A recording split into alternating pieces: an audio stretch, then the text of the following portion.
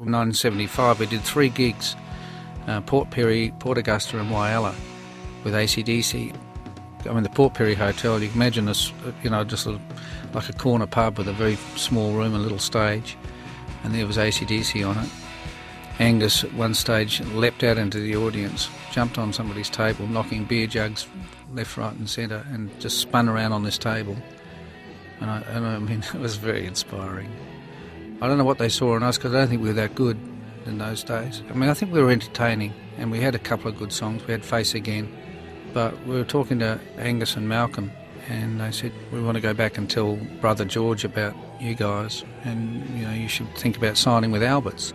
And that's what happened. George and Harry Vander and George Young were a production team at Albert Music, and Malcolm and Angus were in AC/DC.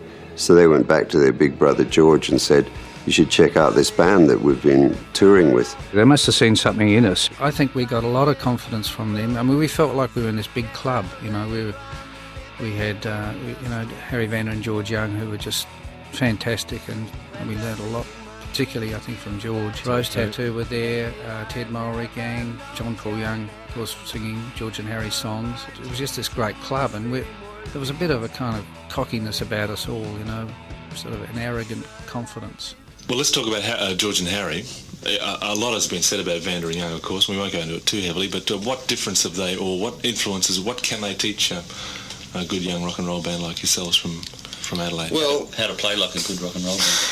The thing is that we're 5 guys that are all into songwriting, and we've all got different influences, and we could go very easily into very sectionalised directions. We could all go different ways, but they sort of have a way of kind of bringing us all together. What are the recording sessions like? They always get a good sort of a high energy sort of sound out of anybody they record. Are they pretty intense sort of sessions? That's it, high energy. High energy. Because what does that involve? Just making you realise that you've got to put a bit of life into it rather than just sit down and But they don't play. push.